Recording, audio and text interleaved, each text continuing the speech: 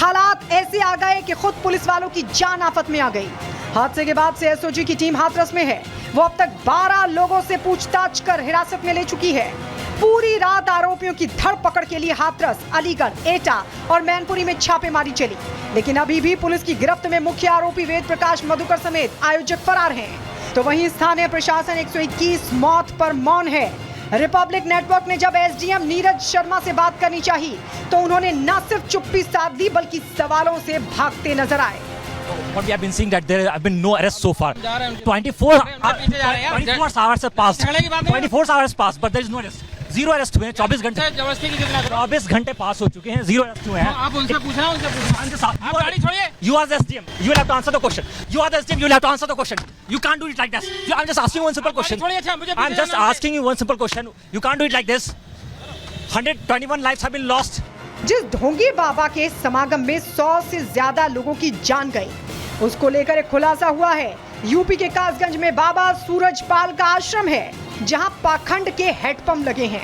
भक्तों का दावा है कि हैंडपंप से अमृत निकलता है, जिसका पानी पीने से हर तरह के रोग दूर होते हैं। बाबा के सत्संग में श्रद्धालुओं को हैंडपंप का पानी दिया जाता है। सबसे बड़ी विशेषता इस आश्रम की जो हमें बताया जा रहा है वो है ये हैंडपंप। यहाँ के आश्रम में जाएंगे तो आपको हर जगह पे ये हैंडपंप देखने को मिलेगा। अब इस हैंडपंप का कहना ये है कि क्योंकि बाबा के बहुत श्रद्धालु है, बाबा के बहुत भक्त है, तो एक खास वजह जिससे भक्त बाबा से जुड़े हैं वो ये है कि भक्तों का कहना है कि बाबा उन्हें आशीर्वाद देते हैं, उन्हें ऐसा तिलस्म पानी देते हैं जिससे उनकी जो बीमारियां हैं, जिससे उनकी परेशानियां हैं वो दूर हो जाती है। अब बाबा के दावों में कितनी सच्चाई थी और वो अभी तक सामने क्यों नहीं आया, इन सभी बातों का खुलासा मुख्य आरोपी वेद प्रकाश मधुकर की गिरफ्तारी से ही होगा। Bureau report, Republic Bharat. तो बाबा साकार हरि जो मॉडर्न है और साथ ही साथ ये दावा किया जाता है कि जो ये बाबा है ये अपने भक्तों से चढ़ावा नहीं लेता है, लेकिन इसने महज कुछ ही सालों में एक अपना बड़ा साम्राज्य जो है एक दो राज्य में नहीं बल्कि कई राज्यों में खड़ा कर दिया है और इसी के साथ ही कई आलिशान आश्रम भी इसके हैं। इसके अलावा इसने राजनीतिक गलियारों में भी अपनी पैठ जो है वो जमा ली है। दिखाते हैं आपको सूरजपाल की पूरी कुंडली इस रिपोर्ट के जरिए।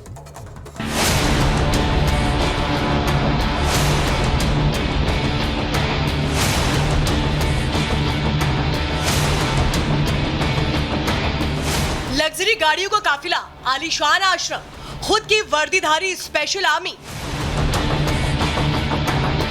महज 10-12 सालों में सूरजपाल उर्फ बाबा साकार ने अपना साम्राज्य खड़ा कर लिया।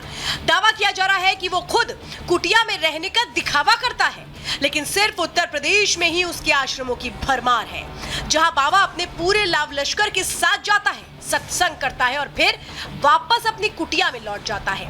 बाबा की पैठ का अंदाजा इसी बात से लगाया जा सकता है कि यूपी, राजस्थान और मध्य प्रदेश में बाबा के अनुयायी हैं। इतना ही नहीं, पश्चिमी यूपी के कई जिलों में इसने अपना दबदबा कायम कर लिया है। आगरा, एटा, इटावा, मैनपुरी, हाथरस, मेरठ, बागपत में सत्संग और प्रवचन होते हैं। करीब 18 साल तक सूरजपाल उर्फ बाबा ने यूपी पुलिस में नौकरी की। नौकरी के दौरान यौन शोषण का आरोप लगा। नौकरी छूटी तो सूरजपाल सत्संग और समागम करने लगा। सफेद कपड़े और जूते में प्रवचन करते हुए धीरे धीरे अपना साम्राज्य जमाना शुरू कर दिया। 2014 में मैनपुरी के बिछुआ में आश्रम बनाकर ठिकाना बनाया। सूत्रों के मुताबिक करीब 30 एकड़ में बाबा का आलीशान आश्रम है, जहां सत्संग के कार्यक्रम चलते हैं। फिलहाल आश्रम का प्रबंधन स्थानीय प्रशासन के हाथों में है। सूत्रों की माने तो आश्रम में हर दिन 12,000 तक लोग हाजिरी लगाते हैं। आश्रम के ठीक बाहर ये सड़क पर बिखरे हुए जो फूल हैं, इन फूलों के गुलदस्ते को देखिए, फूल हर तरफ बिखरे हुए हैं। यहाँ फूलों की रंगोली बनाई गई है, स्वागतम लिखा हुआ है। दरवाजा आश्रम का देखिए और आश्रम के बाहर फूलों से स्वागतम का भी जो है यहाँ पर आप देखेंगे रंगोली बनाई गई है। तो कल के दिन यहाँ पर बाबा के स्वागत की तैयारी थी, जैसा कि पहला भी सेवादारों ने जानकारी दी थी। और यार पुलिस बंदोबस्त को देखिए एक बार, किस तरीके से हर दरवाजे पर, मैं आपको जो दरवाजे हैं यहाँ के हर दरवाजे पर लेकर चलूंगा, दिखाऊंगा कैसे हर दरवाजे पर पुलिसकर्मी मुस्तैद हैं, नजर बनाए हुए हैं। एक तरीके से पश्चिमी यूपी के कई जिलों में बाबा